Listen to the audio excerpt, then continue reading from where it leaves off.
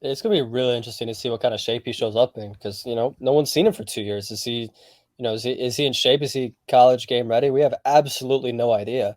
Until that gets figured out, it's hard to predict what kind of impact he's gonna have on this really talented receiver room. And they're still after another talented guy in Keon Coleman. To me, it's a little unrealistic to see him have any kind of impact on this year's team. But like Mhm. Dustin said, going forward in the years in the future, there's gonna be plenty of opportunity for him to shine. Hey guys, it's Terrence Nan. You're listening to Hear the Spear presented by Noah Game Day. Go Noles. Hey, what's up? This is Peter Ward, aka E-Dub, in the house. We're listening to Hear the Spear, presented by Noel Game Day. Go live, go Noles. Hi, this is Charlie Ward, and you're listening to Hear the Spear. Go Noles. This is Terrell Buckley. You're listening to Hear the Spear, presented by Noel Game Day. No Bloody. But perhaps better known as the greatest corner to ever step on a football field, Deion Primetime Sanders. Great Deion Sanders, my brother. What's going on, man? I could wake up to that greeting every day, man. That was awesome. Hello, Noles fans. This is former Seminole Derek Brooks, and you're listening to Hear the Spear, presented to you by Noel Game Day. James Wilder Jr. What's going on, James? Thanks for having me on. FSOD, Florida State or Die, and go Noles. William Bar None Floyd. Gentlemen, what's up? What's happening, guys? This is Logan Robinson from Hear the Spear, presenting to you by NoelGameDay.com. We are here on a live, wonderful Wednesday evening. It is beautiful. A lot of excitement, a lot of fun stuff to talk about this evening. Just looking at our title, there's nothing better than discussing this, what we've been doing for the last almost feels 2.5 years. But with me this evening is Dustin Lewis at the very bottom, our editor-in-chief, and then at the top with me is Austin Veazey, our lead basketball writer for NoelGameDay.com. Gentlemen, good evening. Happy Wednesday. How you guys doing? Doing great. The saga of Destyn Hill continues. I don't know. I can't believe it's been 2 years. we might finally have a resolution to this. Like how you say might. Let's wait until that's what I'm saying. Maybe. Wait until he gets here for sure. Let's take a couple pictures. Even then, I'm thinking let's wait until fall camp just to make sure he walks onto the practice fields. And yeah, just like at this point, who knows? We've been doing this for 2 years. More than 2 years. Well, before we jump into that full-on discussion, let's jump into a couple of the topics that we'll be going throughout the evening. First off, we're going to talk, of course, Destyn Hill / Pizzone, whichever name change that we're going to go with. We'll stick with it for the rest of the show, but we're going to talk some Destyn. We're going to talk about how that would potentially impact Florida State's wide receiver room. We're going to talk Keon Coleman, Michigan State transfer wide receiver. Jaylen Key also down to 2, Alabama and Florida State, a safety from UAB. And then we've got a couple of transfers finding new homes along with Micah Pittman, Bishop Thomas, Matthew Cleveland, and also Steven Dix Jr. But before we get into the rest of the episode, you can listen to the podcast on iTunes, Google Play, Spotify. If you guys are wanting to listen to the audio version, we're all across all those platforms. So make sure you guys go find us on there, subscribe, so you can listen to us all the time as long as you want on your phone. But yeah, appreciate everybody hanging out this evening. If you're in the YouTube chat, Twitter, Facebook, make sure you throw us some comments or topics or questions, and we will try to go through as many as we can.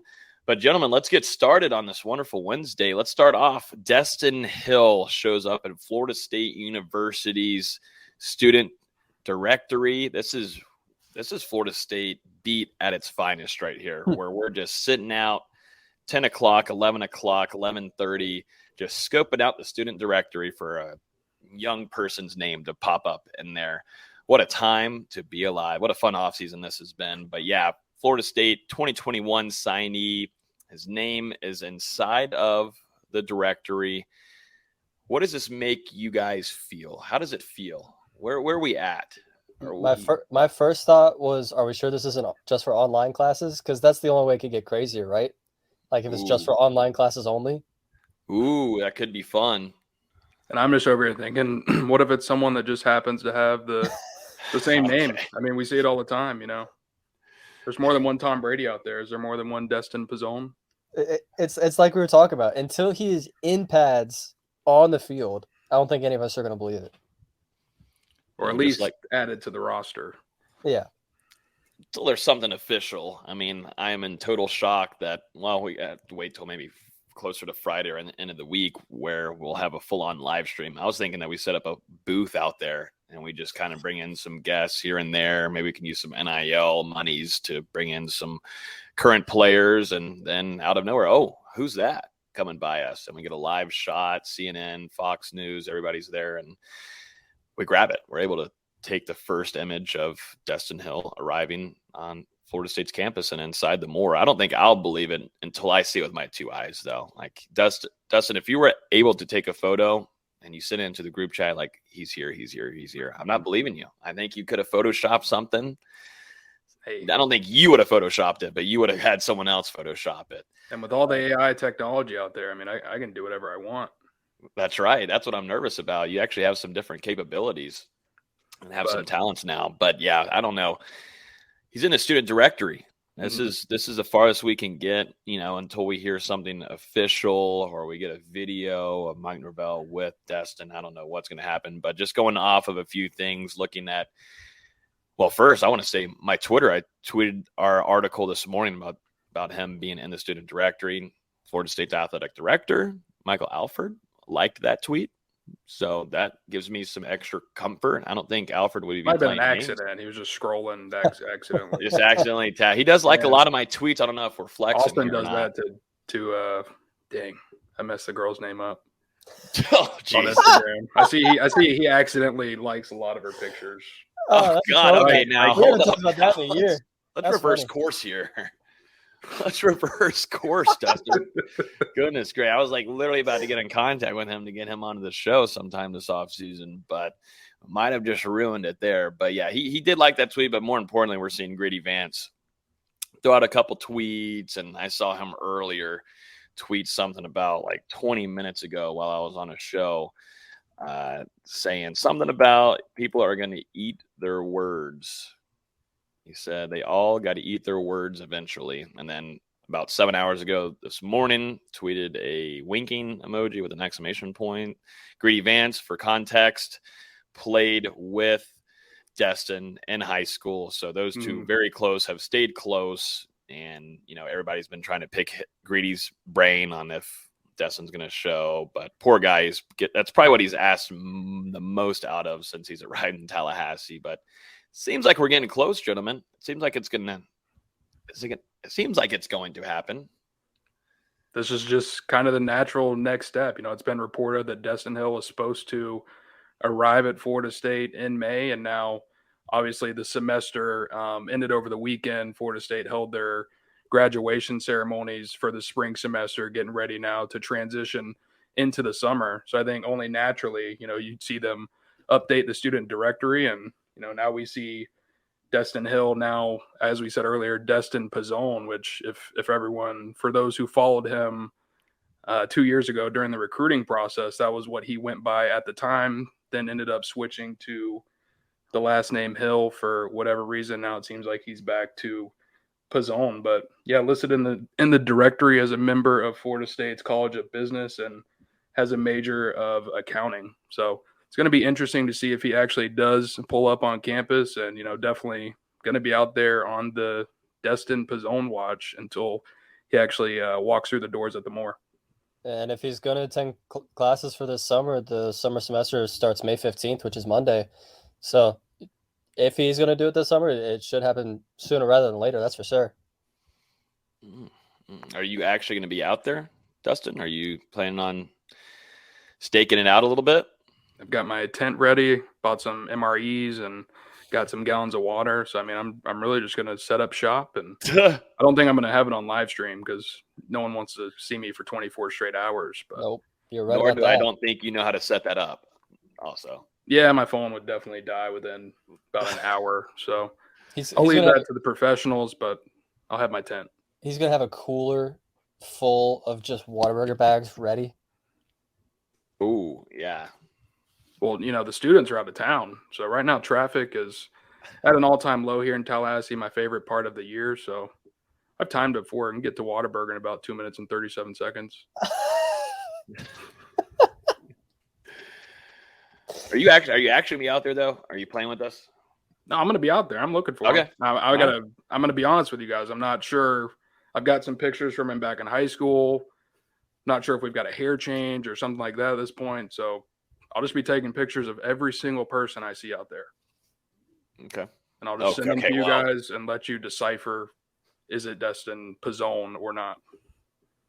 Well, let's get Tommy out there too to help you out. Although Tommy sometimes thinks that Nick O'Leary is some other person. I don't know. Yeah, that's a whole nother discussion for our guy. We love Tommy, but might not be the most of help there for you if you're trying to disguise who Destyn is and whenever he arrives into the Moore. I just want to kind of discuss real quick how this would impact Florida State's wide receiver room after losing Micah Pittman. We'll discuss it now. Going to Utah seemed like that was pretty planned well in advance for Micah. Wishing him the best and the opportunity there. Really good program. But for Florida State specifically, this wide receiver room, with also having Keon Coleman, we're going to talk about that in a minute, but Destyn Hill is someone, he's a playmaker. He's an explosive wide receiver. It's just so hard. I don't think anybody's been able to do this, but have to describe someone 2 years after not seeing, literally seeing their face or anything.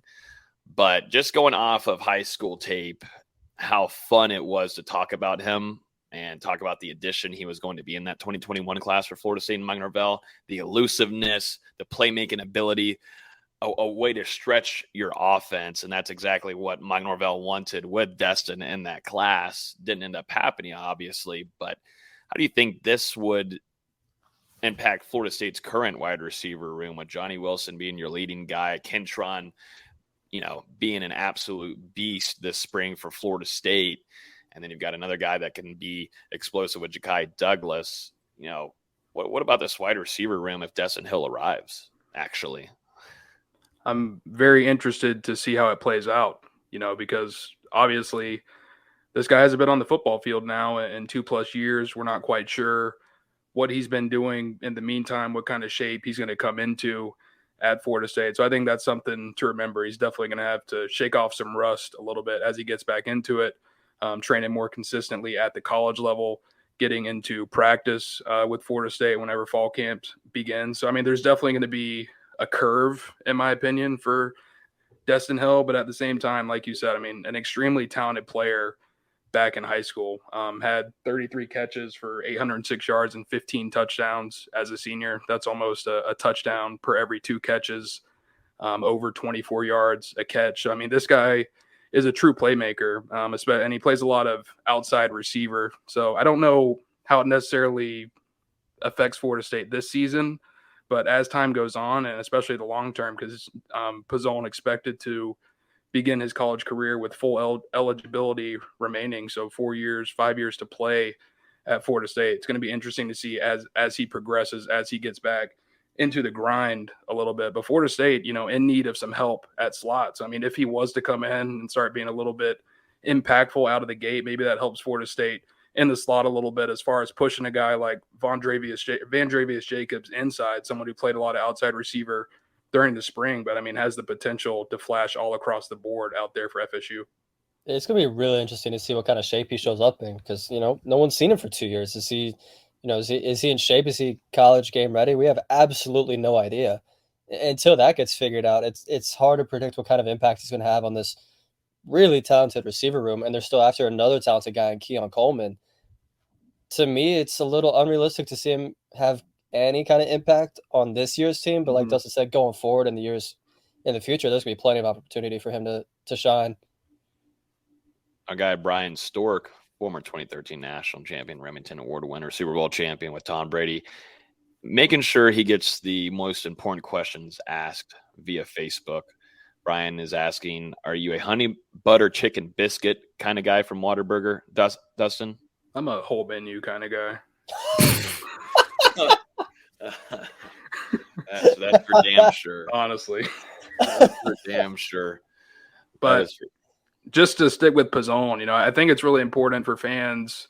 Obviously, a lot of speculation surrounding what's been going on the last 2 years, and now a lot of hype anticipation as Florida State's top-rated signee from the 2021 class finally appears to be coming here on campus in Tallahassee to get ready to begin his career. But I just think, you can't really have any expectations for the guy out of the gate. Got to give him a real chance to rebound here, get back into the swing of things.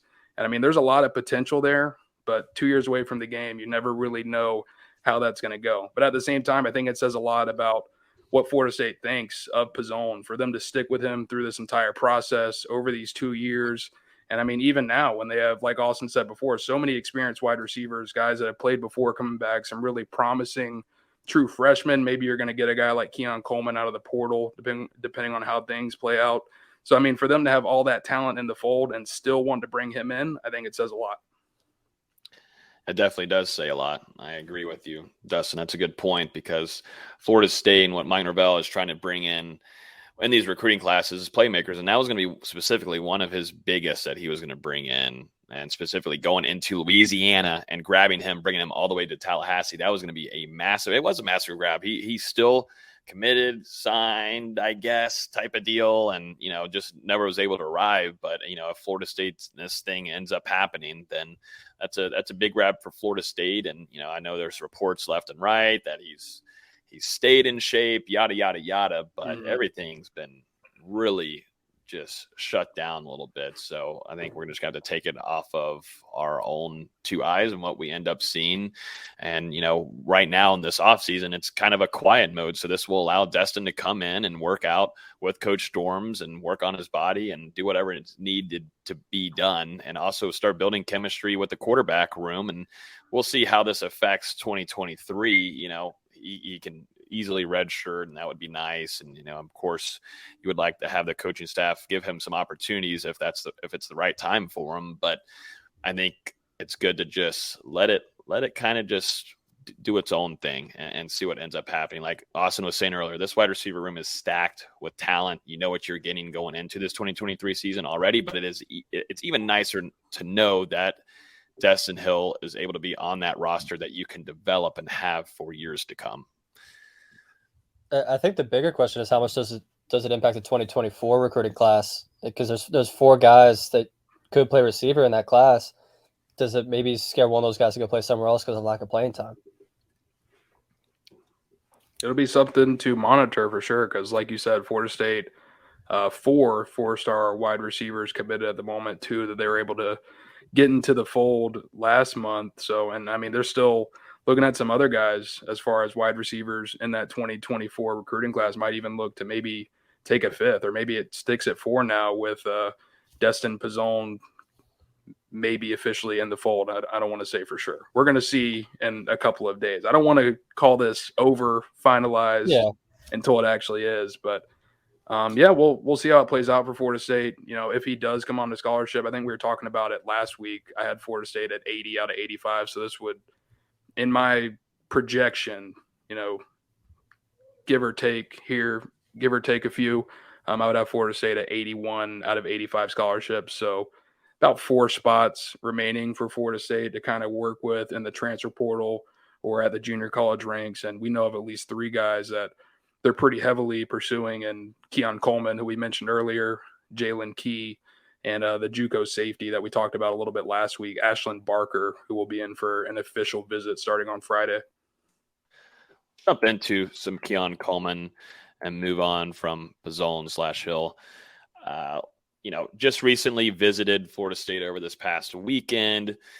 Talented wide receiver, put up great numbers last year, and would statistically come in and be a 1 and 2 kind of guy for Florida State. But visits Florida State, had some great photos with Mike Norvell and the coaching staff, was wearing the all white. So that usually, just going off trends, means good things for Florida State. But how'd things go? I know Dustin, he didn't want to specifically do an open public interview, but there is 1 or 2 out there now. And also right now, as we speak, is with Lane Kiffin at Ole Miss visiting. And, Lane Kiffin is a guy that likes to do a lot of different things in the recruiting side. So he's going to definitely entertain Keon here, and we'll see what they want to do NIL related. But just going off of this last visit, what are you thinking out of that, D-Lou? Sounds like things went pretty well. I think coming into the weekend, this was a recruitment that Florida State kind of wanted to lock down a little bit. They didn't want to let Keon Coleman leave Tallahassee without a commitment. Obviously, that didn't happen, and now he's expected to take a couple more visits, like you said, at Ole Miss now, and may go see a couple of other places before we get a decision from him. But, I mean, I really think Florida State did basically all that they could on this trip, spent a lot of time alongside Mike Norvell, obviously with David Johnson, his recruiter in high school, who recruits the state of Louisiana, Ron Dugans as well. So, I mean, the guys that he was able to build relationships with back during the high school recruiting process were constantly with him attached to the hip. We talked about those relationships on the show last week a little bit. Mike Norvell even personally drove him to dinner on Sunday. So Keon, actually, he didn't get in until Friday night. His visit really began on Saturday. That was the first time he came over to campus. And then he actually ended up departing from Tallahassee all the way on Monday morning. So, I mean, they were able to have him around for quite some time. And I think Florida State did make an impression here. But I do get the feeling, it's definitely going to come down to some stuff in the NIL market as well as some other factors here to eventually land Coleman. But I think Florida State, Johnny Wilson was his player host, a transfer wide receiver who didn't have a lot of production during his career at Arizona State before transferring in and having a breakout season for FSU last year. And I believe he was able to meet with Jordan Travis as well. So, I mean, we'll see if those things have some impacts on Keon moving forward and the rest of his recruitment and how this one shakes out. Yeah, I think for now, Florida State fans should feel a little bit more secure on the NIL front. D-Lou, would you agree on that? Just feeling when you're going into a recruitment like this, it's been a whole 180 from last year to now, because beforehand you were thinking, oh, Florida State fans, oh my goodness, money's involved here. We're out of it. We're screwed. Not any chance whatsoever. But with what Florida State's been able to do inside the program and then linking out to the collective surrounding it, it's put Florida State in a nicer spot, and FSU fans feel pretty comfortable. And definitely, I think just going off of just straight up football chatter, because we got to actually do that. I think just looking at Ole Miss, they got Jackson Dart, Spencer Sanders, and then also former 5-star quarterback Walker Howard that they got from the transfer portal. Just going off of that and then comparing that to what Jordan Travis is, and you've got a quarterback that has shown experience. He's shown that he can be a playmaker, and he can also get the ball to you, and he can get it to you in a variety of different ways. He's going to keep looking downfield. And for a playmaker that is going to have a lot of chances for one-on-one opportunities, I would think Keon would lean more in that way than anything. And maybe there's some talk and chatter that he wants to be wide receiver one. He wants to be that solo dolo guy. But I think in today's football, that doesn't need to be the case. And if you're looking at some guys going into this 2024 NFL draft, there's Johnny Wilson's going to have a chance at that, but other guys around him isn't going to hurt that possibility. And that's just how college football is nowadays. And I think that's what Mike Norvell is going to easily tell him. We've got Jaheim Bell, we've got a variety of different weapons surrounding us, but we can utilize you in a lot of different ways. And I think the biggest thing, we can rely on you. And I think that's something that you can't say that much off of Johnny Wilson thus far. Yeah, he can make there's plays that Johnny Wilson made last year, yes, but there is still question marks on consistency catching the ball. And that still was a thing early on in spring camp, and it happened last year of dropping potential touchdowns. Keon Coleman has some really nice hands. Yeah, I do think that's going to be a big part of this for Florida State. Like I said, pitching that Coleman is going to come in and play with an elite quarterback, because all the signs point to him leaving Michigan State because of the quarterback play there. And Michigan State, I can't recall the receiver's name, but they had a receiver go out who, maybe thought he was going to be a first-round pick, and that didn't end up happening. And some of that backlash kind of falling on the quarterback, Peyton Thorne, who I believe has landed at Auburn. So, I mean, Coleman looking to go somewhere where there's an upgrade at quarterback, and arguably when you look at the teams involved in his recruitment, it looks like Florida State has the best one. Jaden Reed was the name you're looking for. Thank you. Nice. Well, We'll see. We'll see what ends up happening. And I'm guessing he's going to want to make that decision before the end of the month. Seems so. I think so. Yeah. That would make the most sense. So we'll keep a close eye on that. Make sure you guys are in our Discord. It's a link down below on our YouTube and on the podcast platforms. The link is given to you guys. So if you guys want to join that, it's free. Continuously talking about transfer portal stuff and a lot about Keon Coleman and also this guy named Jaylen Key, a UAB safety transfer with some experience, also ties to the Tallahassee area, playing at Gobby behind a guy named Corey Fuller. But he just wrapped up also his visit this last weekend at Florida State. Goes back to Alabama. Seems like it's going to be between Alabama, Florida State specifically, maybe Ole Miss in there. But how do you think that weekend went? We actually got to hear from him, D-Lou. Florida State made a pretty good impression here. Like you said, someone with ties to this area. So, I mean, coming back home a little bit for him. And actually, you know, when he arrived on campus on Friday afternoon, had mom and dad with him. They actually had Corey Fuller out there along with Mike Norvell to meet him when he arrived. So I think that was a pretty cool moment that he wasn't really expecting at the time, and was also able to spend some time, I believe, around Darrell Jackson. The two know each other, both kind of from the Quincy area, even though Key played his high school football, like you said, over at Godby. But I mean, yeah, this is one where Florida State, you know, really right in that pitch of the role that he could play in 2023 along this defense. And I mean, whether that's somehow getting into the starting lineup if he was to come to Florida State and have a solid camp, or just being a guy in the rotation. I think it's clear after we talked about it on the show last week with Amarion Cooper and Travis Jay moving on, Florida State has got to find some kind of help at safety, because you've only got two guys that have played legitimate snaps in their careers. I mean, KJ Kirkland looked pretty good during spring camp, but I don't think you want to rely on a true freshman that early in his career. And I mean, same thing with Conrad Hussey, who is going to get here to Florida State in June. So you need some help there in the back end, and that's kind of what Florida State is pitching to Jaylen Key. Come in, play immediately, and you might even be able to go to the NFL. I mean, Seminoles just put a guy in the NFL named Jamie Robinson, a safety. So I mean, we'll see how it goes. I didn't like that he went back to Alabama for a second visit. That was another thing that we mentioned last week. I thought it was an official visit to Alabama, but I guess his first trip over there was an unofficial. Then he came to Florida State for the official visit Friday to Sunday, and then went back to Alabama now on an official visit on Monday and Tuesday. So we're going to see how this one works out. It sounds like a decision is to come in the near future, but I'm the type of person I always kind of lean with the last program to get the visit. And I feel like if Alabama is pushing really hard here in this recruitment, it's going to be hard for Key to turn down the Crimson Tide, even though he does have the hometown ties to Florida State. It's a position that is desperately needed for depth. Like you need that. You need it badly. And just going off of Keon Coleman, and now Keon Coleman is a better talent than Jaylen Key if you're just going off positions and, you know, what their impact's going to be in 2023. It's a whole different variety of, that's a whole different discussion. But for need, I need a safety.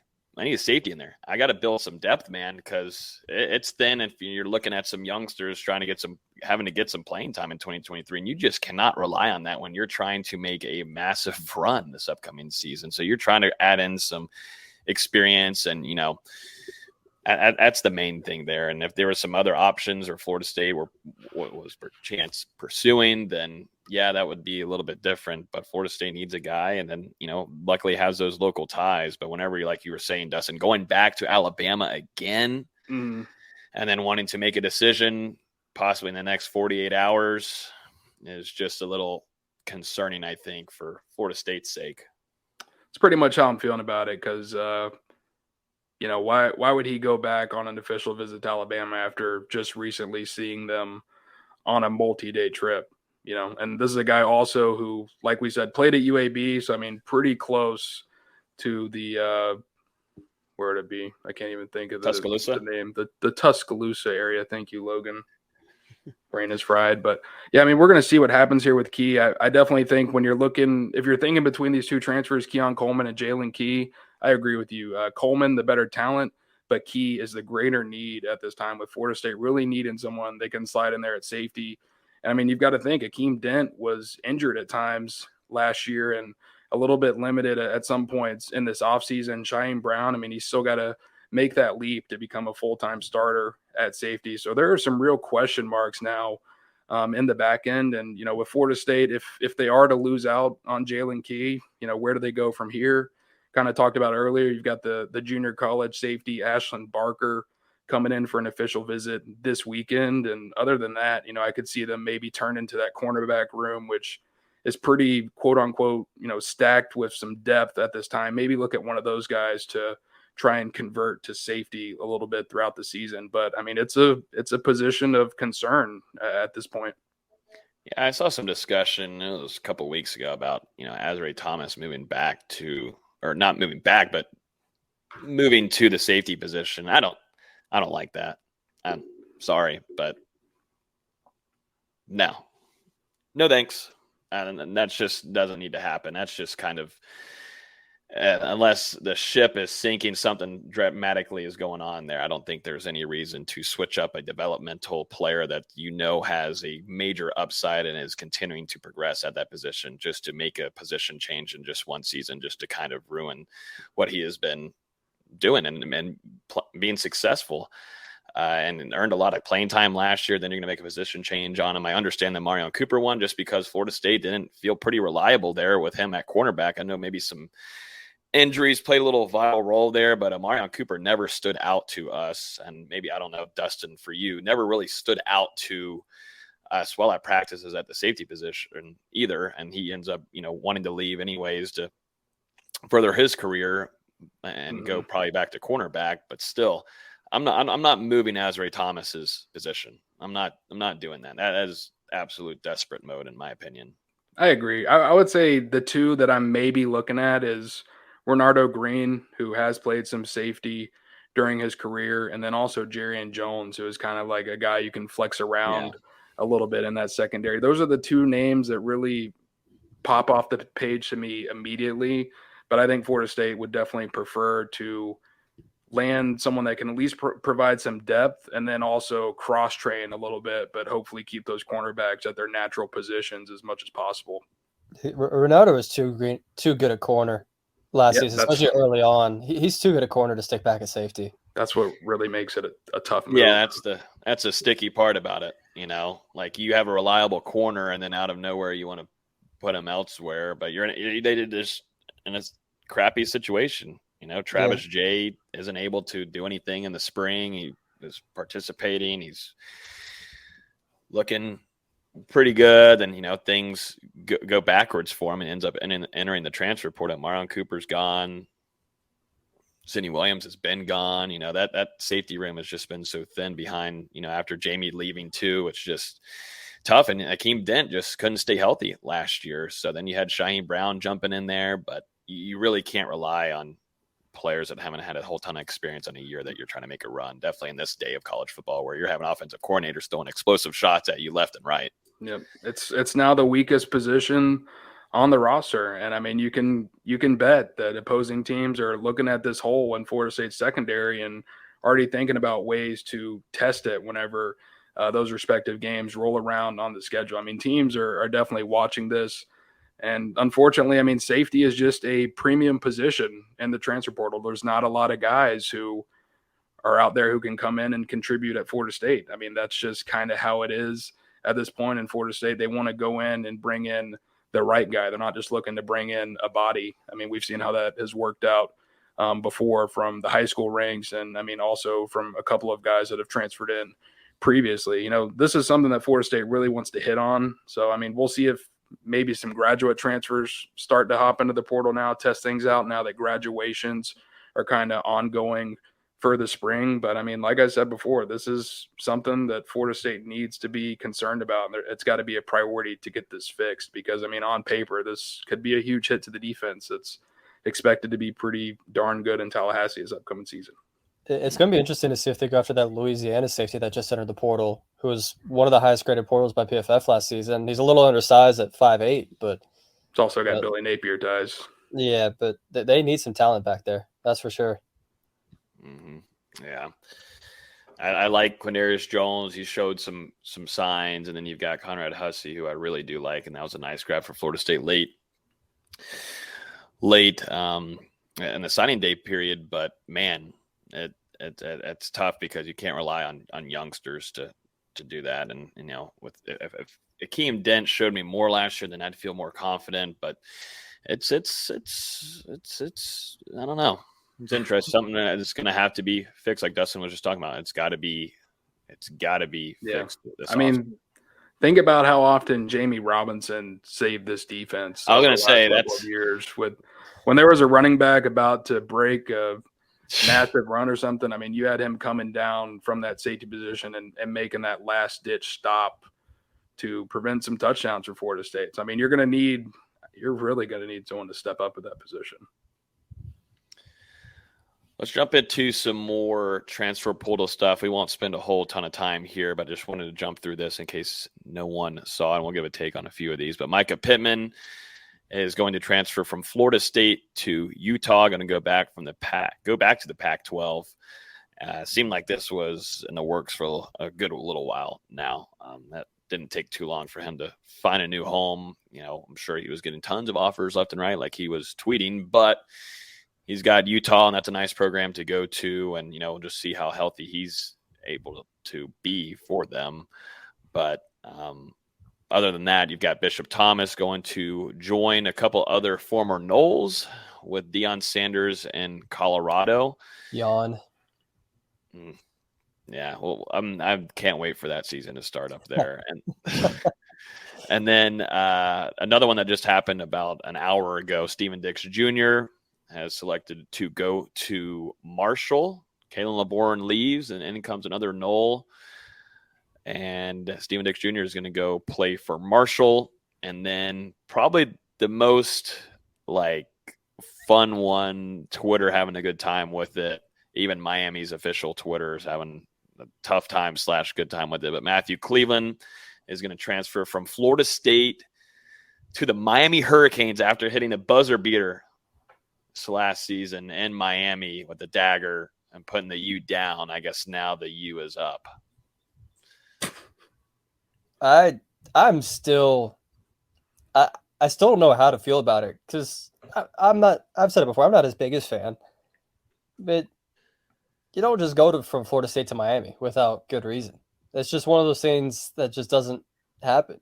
And David Nichols, who played at Florida State, made a good point that Miami, Florida State's not as competitive basketball-wise as it is football-wise. The fans are going to care more about this than most of the players will, except for Cameron Fletcher, who's gained himself quite a few fans these last couple of days with his comments. Can you tell us what he tweeted?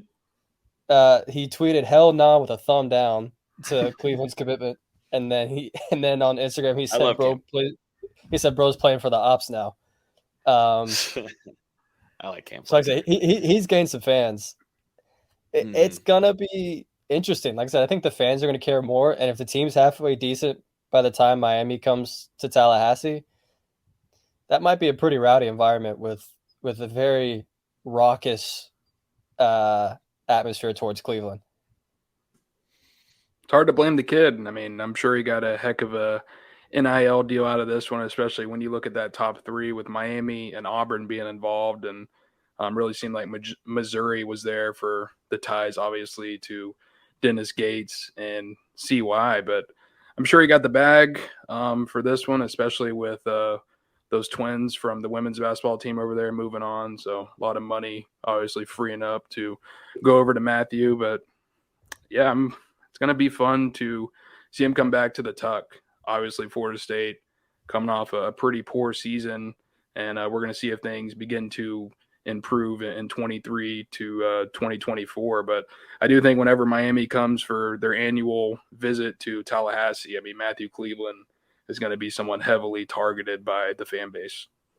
That's going to be a date that the team has circled. I can guarantee it. Yeah. This is a good way to respark a rivalry. If you think about who Florida State, I think they most care about in basketball, it's they want to beat Florida, they want to beat Duke, and they want to beat Louisville. I think those are your top three, because that Louisville rivalry goes back to the Metro days, like in the 70s and 80s. this is a good way to get basketball involved with that main rivalry. We'll see if the team can hold up there in the bargain and be decent. But yeah, that's a game I'm gonna have to be at. I'm gonna have to come back down to Tallahassee for that one because that's gonna be a very interesting matchup for sure. I'm just hoping if Florida State, if they're able to pull off this victory against Matthew Cleveland, that they use his own photo against them. I can't wait. Tweet. I'm sure they will. Honestly, I'm all for it. Yeah, come on. If not, we'll do it. But it would be even better if the official account would. You don't even have to edit it. You can just post the same picture. Same picture that you posted just 3 months. It's crazy that buzzer beater happened 3 months ago. He just did a U down 3 months ago, and then for him to come out and say, "Yeah, as soon as I entered the portal, I wanted to go Miami." I'm like, no one's believing that. Come on, man. There's no way. Yeah, it seemed like a game. He was just playing with everybody. Yeah. I don't know, man. It's gonna be interesting. Very, very interesting. And really, Miami's. They've lost a lot of pieces this offseason with Isaiah Wan going to the NBA, Jordan Miller to the NBA, Norchad O'Meara and Nigel Packer up in the air right now. They haven't really filled those spots yet. It may just be Cleveland and a bunch of crap. Who knows? Oh, he's used to that.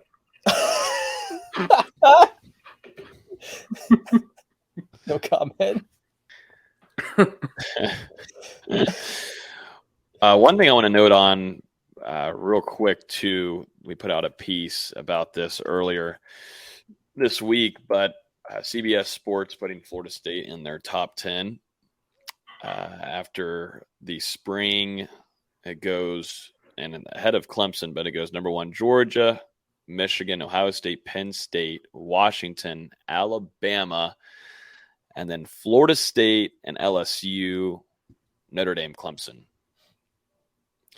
So just looking off of the strength of schedule, which once things start slowing down, they most certainly will, because the offseason always has its time of just relaxation and boredom. We will be discussing quite a bit of stuff here, but just initially, just knowing Florida State, and it's not official rankings. This is just way too early stuff, but just projections-wise, Florida State has a chance of starting their season playing against 2 teams that are ranked in the top 10. It's to me what's going to be most telling is how this team responds to expectations, because they really haven't had any before. Yeah. We'll talk about it more once we get closer to the season, but they have real expectations on them, and they're going to be able to live up to that pressure or not. We don't really know the answer to that yet because they've never had it. It's a good point. I mean, Florida State is going to have to rise to the occasion, because you're looking at 2022. Everyone was freaking out over the first 10-win season since 2016. And I mean, obviously well deserved, but like you said, the expectations are even greater now for FSU going into 2023, to the point where if they were to win 10 games this upcoming season, you might have some fans call that a letdown to the kind of expectations that we're getting, and especially with the amount of guys coming back to Tallahassee, the transfers that they have coming in to this program. So I agree with Austin. We're going to see if the Seminoles can live up to the expectations while having some pressure on their shoulders. And I mean, that's definitely an interesting dynamic for this team to kind of tackle after, not being very successful over the last couple of years.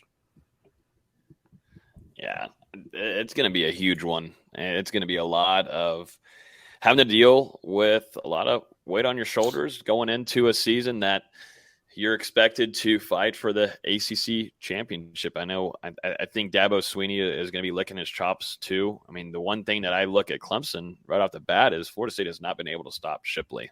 That's one thing Adam Fuller and them have not been able to do. Dabo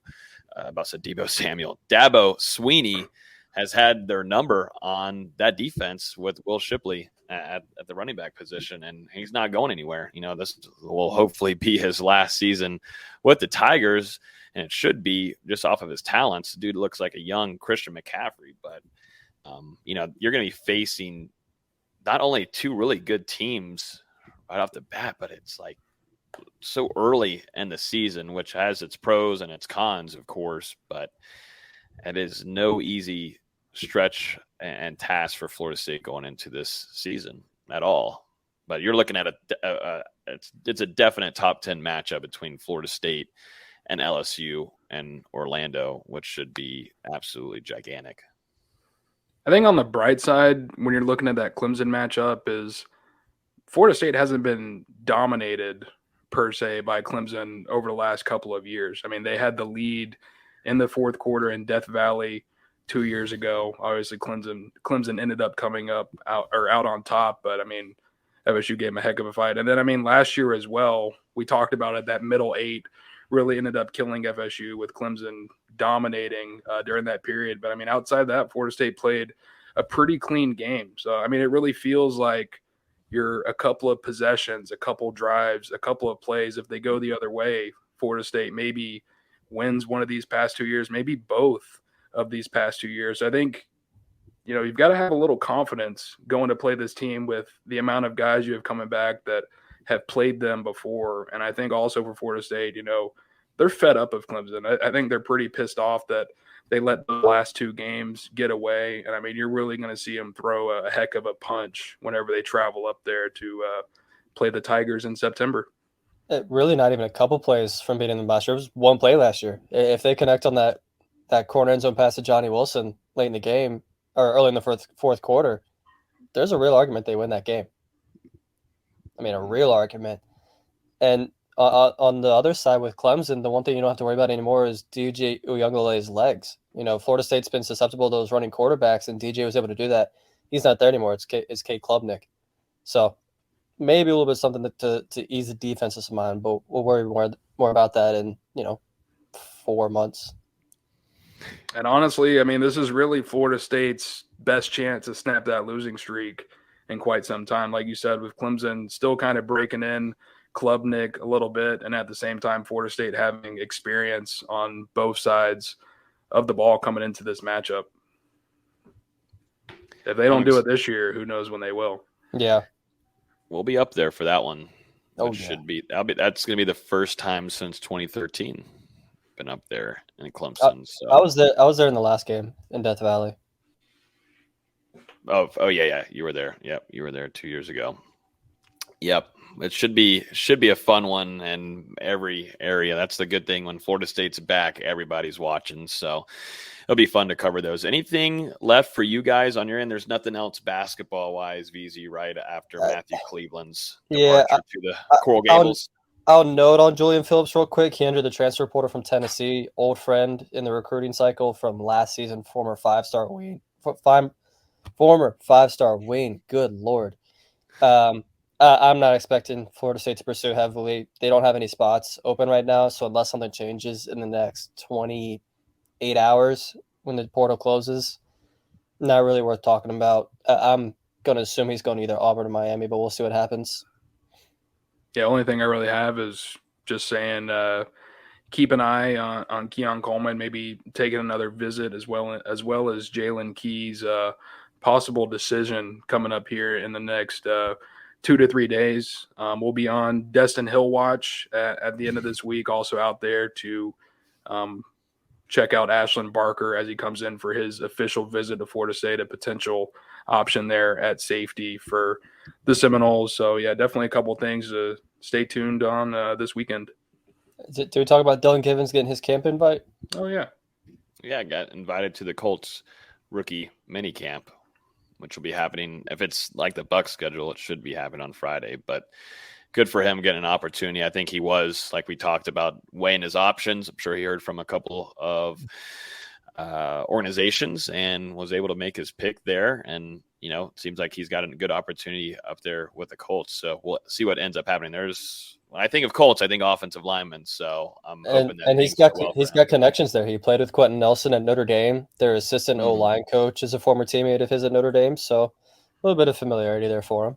Yep. Back in Indiana, and I'm sure, like you noted, Austin, with him playing at Notre Dame for, I believe it was 4 seasons, I'm sure that the Colts were able to scout him, being in that proximity, that local area a little bit. So, I mean, we'll see how it works out as he makes his transition to the next level. Logan, you kind of said it, but 3-day rookie mini camps coming up for teams across the league. So we'll see if Gibbons and these other guys that have gotten tryout invites to camps are then signed to the 90-man roster once those conclude. before we jump off of here, make sure you guys, if you would, be awesome if you hit the like button. If you're on YouTube still, would appreciate it. We had a crazy amount of views last week, so that goes with a lot of y'all just hitting that like button. It helps us a ton, and it allows for a lot of new people to come into the chat and give us some good topics and conversations and questions. So appreciate everybody hanging out with us this last week and also this evening. Know a little bit more of a shorter show, but hoping to bring on some guests to help us throughout the rest of this off season. I'll mention real quick too, a pretty cool day for us as well for the Game Day Media group. We just launched our third website. We've got Noel Game Day, Bucks Game Day, and now we have MMA Knockout. Has been working on it for about 7 months now, but have an entire team going as we speak, covering the entire UFC and MMA sport. I know this is definitely a football crowd, but a lot of the times it integrates close with football just because of how physical each sport is. So if you like MMA news, UFC, everything about it, we've got a team that is absolutely killing it right now. Super excited about the future with that. But it's something that we've been trying to keep quiet about for a long while now, but super appreciative to our friends at Sports Illustrated, the Arena Group, giving us this opportunity, and also at the very beginning of this, giving us an opportunity with Noel Game Day, signing us and giving us a platform to really go full hands on this thing and give better coverage to you guys. So cool kind of moment for us here. Just been working on this for quite a long while here, but just to start expanding into a different sport is something that is a little nerve-wracking, but I have some really high confidence that we're going to take care of business. So if you like MMA, we're at UFC Knockout on Twitter, and then everywhere else we are MMA Knockout or MMA Knockout SI on Instagram, and then we're also on Facebook, MMA Knockout. So appreciate everybody hanging out with us this evening.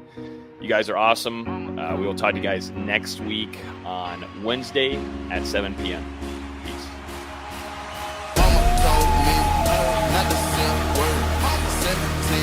Same color t-shirt. Mama told me not to sell word.